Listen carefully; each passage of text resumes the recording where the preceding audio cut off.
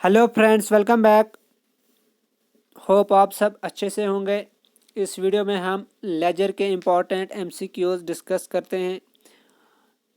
और वीडियो को स्टार्ट करने से पहले अगर आपसे रिक्वेस्ट है कि आपने अगर अभी तक चैनल को सब्सक्राइब नहीं किया तो चैनल को सब्सक्राइब करें। और अगर आपने प्रीवियस लेक्चर नहीं देखे हैं जो हमने अकाउंटेंसी के एमसीक्यूज किए हैं तो वो आप प्लेलिस्ट में देख सकते हो। पहला क्वेश्चन है, ledger is called a book of primary entry, final entry, original entry, none of the above. Ledger को हम क्या कहते हैं? बुक का प्राइमरी एंट्री, फाइनल और ओरिजिनल एंट्री। तो राइट आंसर इज बुक का फाइनल एंट्री।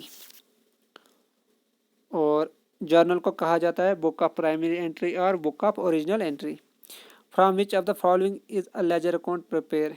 इनमें से किससे हम लेजर अकाउंट प्रिपेयर करते हैं? Transaction, journal, events, none of the above. Right answer is journal. Journal entries के बाद, जर्नल बनाने के बाद हम लेजर अकाउंट बनाते हैं। नेक्स्ट क्वेश्चन है, the process of transferring of items from a journal to their respective ledger account is called as. Ledger से जो ट्रांसफ़र करते हैं हम आइटम को, ये जर्नल से ट्रांसफ़र करते हैं रेस्पेक्टिव लेजर अकाउंट में, तो इस प्रोसेस को क्या कहते हैं? एंट्री, अरिथमेटिक, बैलेंसिंग और posting. Right answer is posting. The process of transferring entries from journal to respective ledger account is called posting. Next question है, the ledger column that links the entry with the journal is called as। ledger column जो link करता है entry को journal से, उसको क्या कहते हैं? एक लेजर का कॉलम है, उसको क्या कहते हैं? Journal, JF column, LF column, credit column, debit column. JF का मतलब है जर्नल फोलियो कॉलम, एलएफ का मतलब है लेजर फोलियो कॉलम। तो राइट आंसर है journal folio column, JF column, option number A. जब हम लेजर बनाते हैं तो वहाँ पे हम जेएफ कॉलम बनाते हैं एक, और इसी तरह से जब जर्नल बनाते हैं तो वहाँ पे हम लेजर फोलियो कॉलम बनाते हैं। The left hand side of the ledger account is refer to as. जो लेफ्ट हैंड साइड होती है लेजर अकाउंट की, उसको क्या कहते हैं? जब हम लेजर अकाउंट बनाते हैं उसकी दो साइड्स होती हैं, डेबिट और क्रेडिट। तो लेफ्ट साइड को क्या कहते हैं? Footing, credit side, debit side, balancing. तो लेफ्ट साइड होता है डेबिट साइड। पहले हम डेबिट साइड बनाते हैं और राइट साइड में हम क्रेडिट साइड बनाते हैं। Ledger is a principal book that contains. Ledger को हम प्रिंसिपल बुक भी कहते हैं। तो इसमें कौन कौन से अकाउंट होते हैं? Real account only, personal account only, all accounts, nominal account only.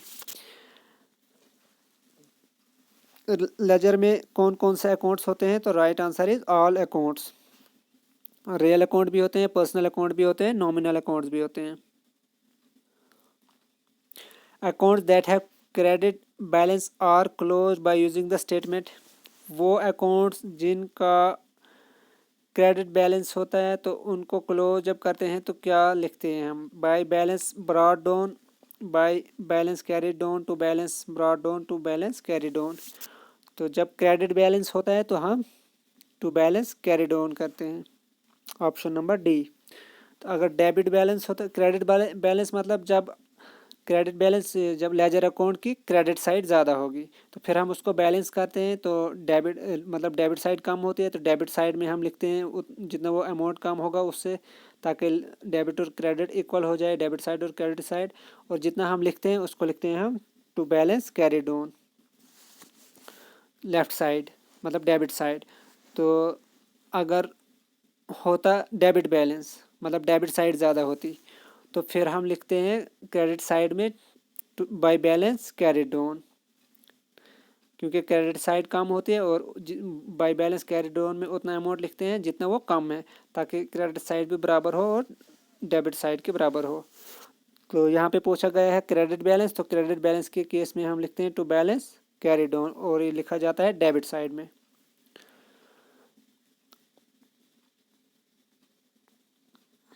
Next question है, an account is having debit balance is established when।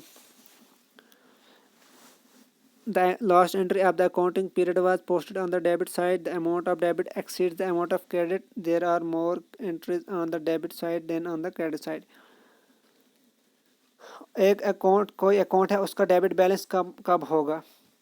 Last entry of the accounting period was posted on debit side. जो last entry है accounting period को उसको हम debit side में post करेंगे. या option number 2 debit side जो amount है डेबिट साइड का वो एक्सीड करेगा क्रेडिट साइड से. या फिर there are more entries on the debit side than on the debit side में ज़्यादा एंट्रीज हैं क्रेडिट साइड से.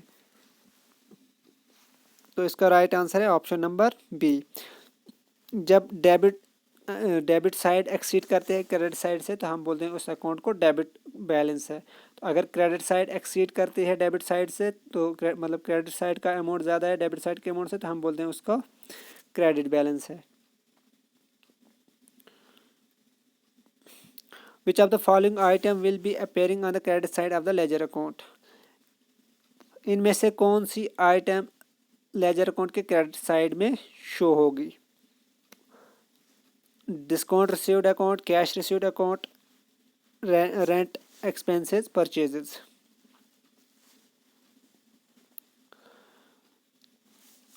तो इसका राइट आंसर क्या आएगा? डिस्काउंट रिसीव्ड क्या होता है हमने बताना है कि क्रेडिट साइड में कौन सा है. तो डिस्काउंट रिसीव्ड ये एक तरह से रेवेन्यू होता है, गेन होता है बिजनेस के लिए. तो गेन को हम शो करते हैं क्रेडिट साइड तो क्रेडिट ही यही आएगा answer.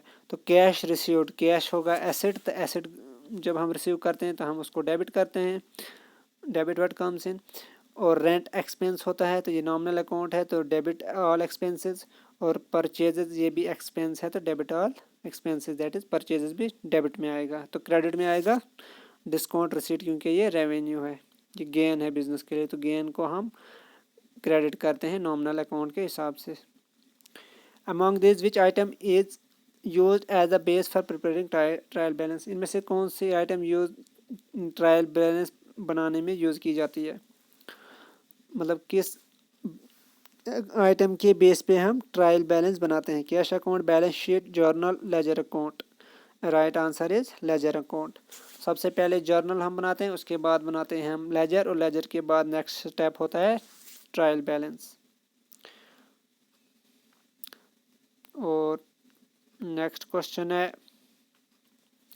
A payment to a creditor will. Business में पेमेंट की क्रेडिटर को. क्रेडिटर वो होता है जिसने मतलब जिसको हमने उधार में उससे कुछ लिया है, मतलब जिसको हमने पैसे देना हो. चाहे बिजनेस ने उससे उधार में पैसे लिए हों या गुड्स लिए हों. अभी पैसे वापस गुड्स लिए हों उधार में तो पैसे देना ही हो. तो मतलब हमें उसका कर्जा है तो उसको हम कहते हैं क्रेडिटर. तो जब हम पेमेंट करेंगे तो इससे कौन सा इफेक्ट होगा? एसेट्स और लाइबिलिटी पे. Reduce an asset and reduce a liability. Reduce an asset and lower owners equity. Increase one or more asset and decrease another. To increase an asset or to increase a liability. पहले जो first वाले हैं option number A, जब हम payment करेंगे इसका answer ये है reduce an asset and reduce a liability. जब हम पेमेंट करेंगे अपने क्रेडिटर को तो मतलब हमारा कैश कम होगा तो एसेट रिड्यूस हो गया, हमारा कैश एसेट है. और साथ साथ में ही लाइबिलिटी भी कम होगी क्योंकि वो क्रेडिटर हमारी लाइबिलिटी है.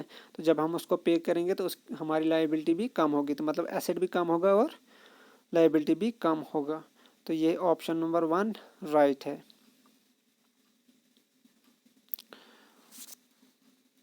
बी में बता रहा है कि रिड्यूस एन एसेट. एसेट तो बोल रहा है रिड्यूस लेकिन लाइबिलिटी का बोला नहीं है. बोला है कि ओनर का जो इक्विटी है ओनर का कैपिटल वो कम होगा. तो कैपिटल पे यहाँ पे कोई फ़र्क नहीं पड़ेगा. Increase one or more asset and decrease another. तो यहाँ पे भी लाइबिलिटी का नहीं बोला है और सिर्फ डिक्रीज ही होगा, एसेट में इंक्रीज तो होगा नहीं. उसके बाद है फोर्थ में है कि इंक्रीज एसेट. तो ये यहाँ से एलिमिनेट होता है. इसमें बोला गया है इंक्रीज एसेट भी और लाइबिलिटी भी, जबकि एसेट भी रिड्यूस होगा और लाइबिलिटी भी रिड्यूस होगी जब हम किसी क्रेडिटर को पे करें. What does the balance of your cash account indicate. जो कैश अकाउंट है उसका बैलेंस क्या इंडिकेट करता है? Net income during the period, net loss during the period, cash on hand, net worth. Cash on hand मतलब net cash, तो इसका right answer है कैश ऑन हैंड। जो बैलेंस होगा कैश अकाउंट में वो इंडिकेट करता है कैश ऑन हैंड, मतलब जो नेट कैश होगा उसमें। क्वेश्चन नंबर 15 है यहाँ पे ये, which account are included in the accounts payable ledger. Accounts payable ledger में इनमें से कौन सा अकाउंट इंक्लूड होगा? Sales account, vendor account, customer account, none of the above. तो अकाउंट पेएबल होता है हमारे पास, अकाउंट पेएबल होती ये एक लाइबिलिटी होती है अकाउंट पेएबल बिजनेस के लिए। तो इसमें कौन सा अकाउंट आएगा? सेल्स तो नहीं आएगा और कस्टमर भी नहीं आएगा, तो इसमें आएगा वेंडर अकाउंट। वेंडर वो होता है जिससे हमने मतलब कोई चीज़ ली है और अभी हमने उसको मतलब जिससे हम कोई चीज़ खरीदें। तो यहाँ पे अकाउंट पेएबल की बात हो रही, मतलब हमने उससे कोई चीज़ खरीदी है लेकिन अब पेमेंट नहीं की है, तो ये अकाउंट पेएबल इंक्लूड करेगा, ये अकाउंट पेएबल में इंक्लूड होगा वेंडर अकाउंट। इसकी एक्सप्लेनेशन भी है। The accounts payable ledger also known as creditor. Account payable ledger को हम क्रेडिटर लेजर भी कहते हैं, मतलब ये हमारी लाइबिलिटी होती है, ये हमें पे करना होता है क्रेडिटर को, मतलब अभी पे नहीं किया, फ्यूचर में हमने पे करना है। Is the sub ledger that list the detail of all supplier and vendors along with their balances which highlight the amount due to the company. और ये एक सब लेजर होता है और इसमें लिस्ट होती है सारे सप्लायर्स और वेंडर्स की अलॉन्ग विद देयर बैलेंसेज, जो कंपनी ने उनको देना होता है, मतलब जो उनका कर्जा है। तो a vendor account is an account owed to company by inventory vendor including eligible vendor accounts. Next question है, at the end of the accounting year all the nominal accounts of the ledger book are। accounting ये question important है, इसमें confusion हुआ है, ये मतलब समझ से रिलेटेड है, इसको डायरेक्टली नहीं कर पाओगे आप। अकाउंटिंग ईयर के एंड पे जितने भी नॉमिनल अकाउंट्स हैं लेजर बुक में, उनके साथ क्या ट्रीटमेंट किया जाता है? Option number 1, balance but not transfer to profit and loss account. उनको हम बैलेंस करते हैं लेकिन प्रॉफिट एंड लॉस ट्रांसफ़र नहीं करते हैं। दूसरा है not balance and also the balance is not transfer, ना ही बैलेंस करते हैं ना ही ट्रांसफ़र करते हैं। तीसरा है balance and the balance is transfer to the balance sheet, और मतलब हम बैलेंस करते हैं और उसको ट्रांसफ़र करते हैं बैलेंस शीट में। और फोर्थ है बैलेंस नहीं करते हैं लेकिन उनका बैलेंस ट्रांसफ़र करते हैं प्रॉफिट एंड लॉस अकाउंट में। तो इसका राइट आंसर है part number D. The nominal account at the end of the year are not balanced but are closed by transferring their balances to the profit and loss account, hence they do not appear in the balance sheet। जो nominal account जितने भी होंगे उनको हम balance नहीं करते हैं and पे, उनको हम सिर्फ क्लोज करते हैं by transferring their balances to profit and loss account, ठीक है। और जो रियल अकाउंट और पर्सनल अकाउंट थे उनको हम बैलेंस करते हैं, उसके बाद फिर हम उनको शो करते हैं बैलेंस शीट में, जबकि नॉमिनल अकाउंट बैलेंस शीट में शो नहीं किए जाते हैं, इनको हम ट्रांसफ़र करते हैं प्रॉफिट एंड लॉस अकाउंट में और इनको हम बैलेंस नहीं करते हैं।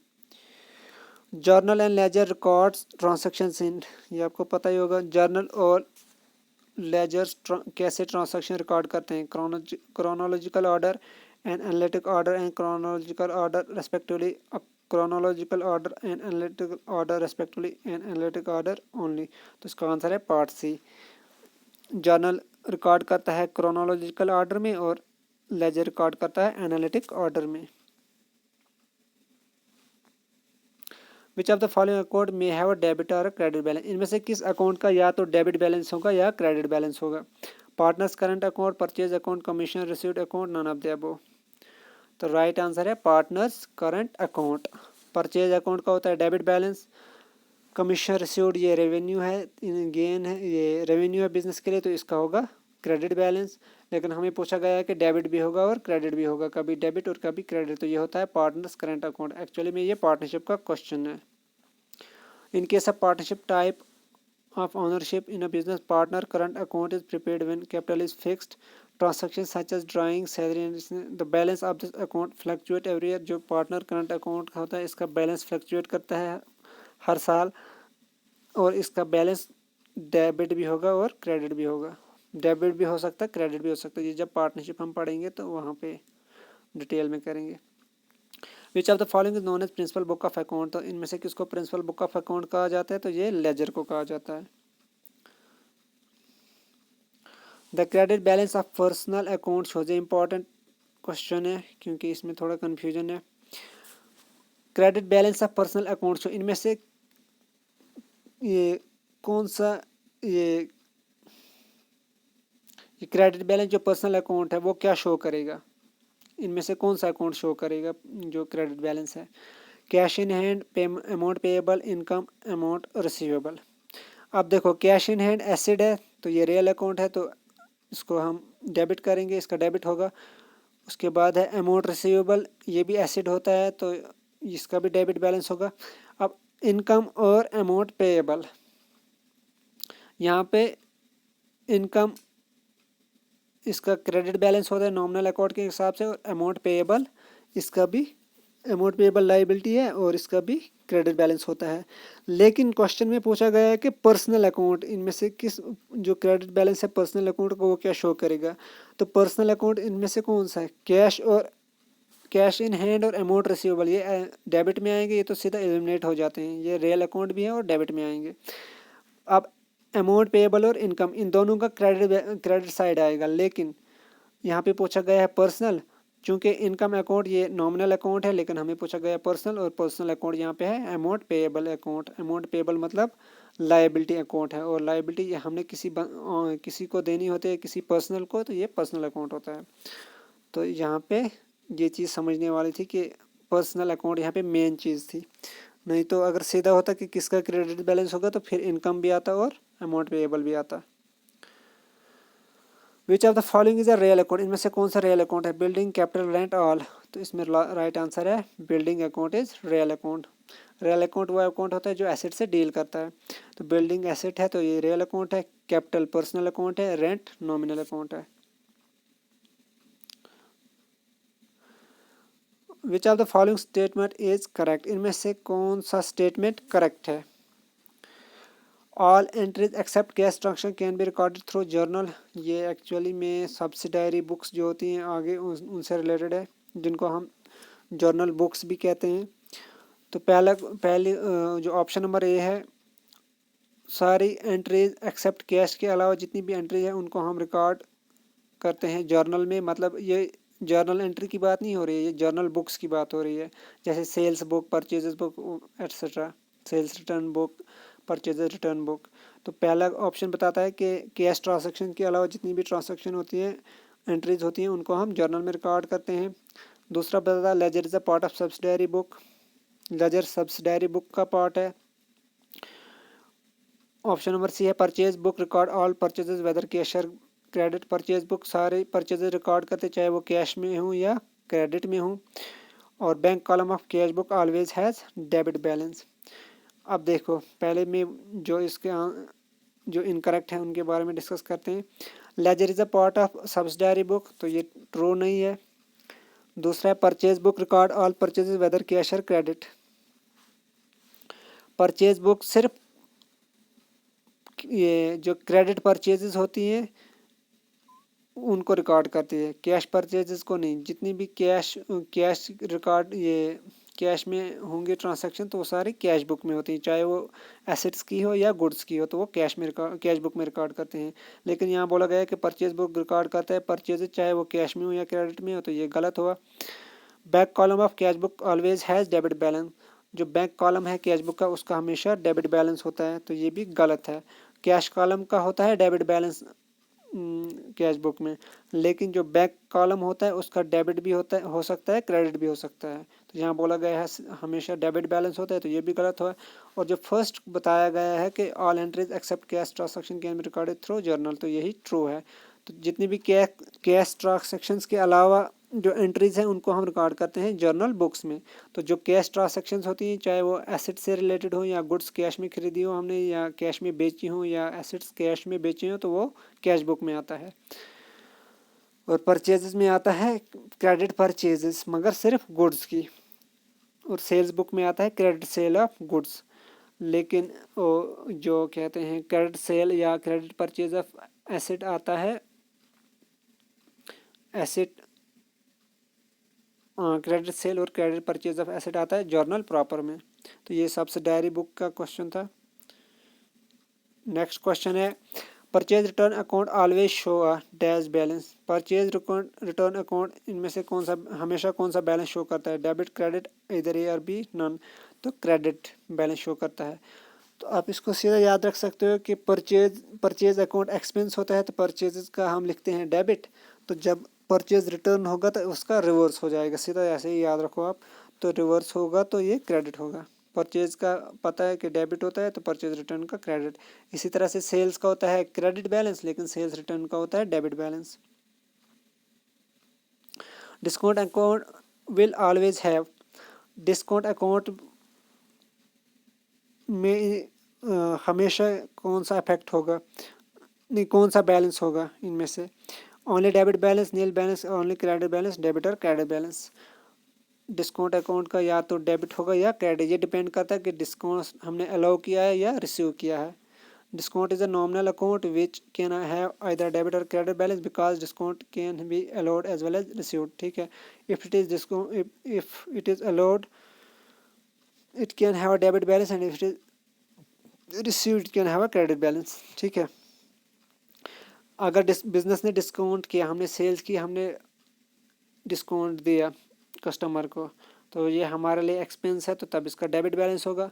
और अगर जब हम रिसीव करेंगे तो परचेज के टाइम डिस्काउंट बिजनेस रिसीव करेगी, तो जब हम रिसीव करेंगे तो ये रेवेन्यू होगा, तो रेवेन्यू का होता है क्रेडिट बैलेंस। तो डिस्काउंट अकाउंट का या तो डेबिट होगा या क्रेडिट। तो कभी कभी हम जल्दी में सीधा सोचते हैं कि हमने डिस्काउंट अकाउंट है तो हमने डिस्काउंट दिया है तो इस मतलब एक्सपेंस किया है तो डेबिट होगा, लेकिन नहीं, तो इसका डेबिट भी आएगा क्रेडिट भी आएगा। नेक्स्ट है cash account is a personal account, real account, nominal account, none of the. तो कैश अकाउंट रियल अकाउंट है, कैश एक एसेट है तो एसेट से डील करता है real account. Which of this account is debited, इनमें से कौन सा अकाउंट डेबिट होगा? Income received in advance, bank loan, prepaid insurance in premium. तो इसका राइट आंसर आएगा प्रीपेड इंश्योरेंस प्रीमियम। तो प्रीपेड जितनी भी चीज़ें होंगी तो वो हम मतलब हमारे लिए हमने एडवांस में दी हैं तो ये हमारे लिए एसेट बन जाता है, तो एसेट का होता है डेबिट बैलेंस। और बैंक लोन ये लाइबिलिटी है तो इसका क्रेडिट बैलेंस है। और इनकम रिसीव्ड इन एडवांस, हमने एडवांस में रिसीव की तो ये भी हमारे लिए लाइबिलिटी है। मतलब अब हमने अभी उस जो एडवांस में इनकम की अभी वो काम किया नहीं है, मतलब ये हमारे लिए वो एक लाइबिलिटी बन गई जो हमने इनकम एडवांस में रिसीव की। तो लाइबिलिटी का होता है क्रेडिट बैलेंस। तो यहाँ पूछा गया था डेबिट, तो डेबिट होगा prepaid insurance. The miscellaneous expenses account is likely to have, जो मिसलेनियस एक्सपेंसेस अकाउंट है उसका कौन सा बैलेंस होगा, बैलेंस है कौन सी एंट्री होगी? Only debit entries, only credit entries, both, initially only debit entries and subsequently credit. तो मिसलेनियस यहाँ पे आप सीधा मिसलेनियस को छोड़ो, आप सीधा एक्सपेंस देखो कि यहाँ पे एक्सपेंस है तो एक्सपेंस का होता है डेबिट बैलेंस या debit entries. Credit balance in ledger will be either, credit balance जो लेजर में होगा वो इनमें से क्या होगा? A revenue or an asset, an expense or an asset, a revenue or a liability, an expense or a liability। तो credit किसका क्रेडिट होगा? यहाँ पे दो दो चीज़ें दी गई हैं। फर्स्ट में है रेवेन्यू और एसेट। रेवेन्यू का है क्रेडिट बैलेंस, एसेट का है डेबिट। उसके बाद है एक्सपेंस और एसेट, एक्सपेंस का भी डेबिट बैलेंस, एसेट का भी डेबिट बैलेंस। और हमें बताया गया है कि क्रेडिट। अब पार्ट सी में है रेवेन्यू और लाइबिलिटी। रेवेन्यू का भी होता है क्रेडिट और लाइबिलिटी का भी होता है क्रेडिट, तो ये आएगा करेक्ट आंसर इसका। और पार्ट फोर में एक्सपेंस और लाइबिलिटी, एक्सपेंस का होता है डेबिट और लाइबिलिटी का होता है credit. The next step after preparation of ledger is the preparation of ledger. बनाने के बाद जो नेक्स्ट स्टेप होता है क्या बनाते हैं उसमें हम? Trial balance, final account, cash flow statement, balance sheet. तो right answer is trial balance. Ledger के बाद हम ट्रायल बैलेंस बनाते हैं। और ये लास्ट क्वेश्चन हमारा, the amount brought into the business by the proprietor should be credited. ये जर्नल एंट्री से रिलेटेड है। जो अमाउंट बिजनेस में प्रोप्राइटर आता है तो उसको वो किस अकाउंट में क्रेडिट होगा? Cash account, capital, drawing, suspension. तो इसकी जर्नल एंट्री क्या बनेगी? इसकी जर्नल एंट्री बनेगी कैश आ रहा है बिजनेस में, कैश कम्स इन, तो cash account debit, real account के हिसाब से डेबिट व्हाट कम्स इन, तो कैश अकाउंट डेबिट आएगा तो क्रेडिट होगा कैपिटल अकाउंट। तो कैपिटल ये पर्सनल अकाउंट है, तो क्रेडिट द गिवर। तो पर्सनल कैपिटल ये अकाउंट आएगा, जिस पर्सन का ये अकाउंट होगा, जो ऑनर होगा। तो हाँ, हमें यहाँ पे पूछा गया था कौन सा अकाउंट क्रेडिट होगा, तो क्रेडिट होगा कैपिटल अकाउंट। अगर पूछा होता कौन सा अकाउंट डेबिट होगा, तो डेबिट होगा कैश अकाउंट। तो ये थे हमारे लेजर के इंपॉर्टेंट एमसीक्यूज। होप आपको समझ आई होगी और ये हेल्पफुल रहेंगे आपके FAA एग्ज़ाम में। वीडियो अगर अच्छी लगी होगी तो लाइक करें, और अगर आपने अभी तक चैनल को सब्सक्राइब नहीं किया तो चैनल को सब्सक्राइब करें। Thanks for watching.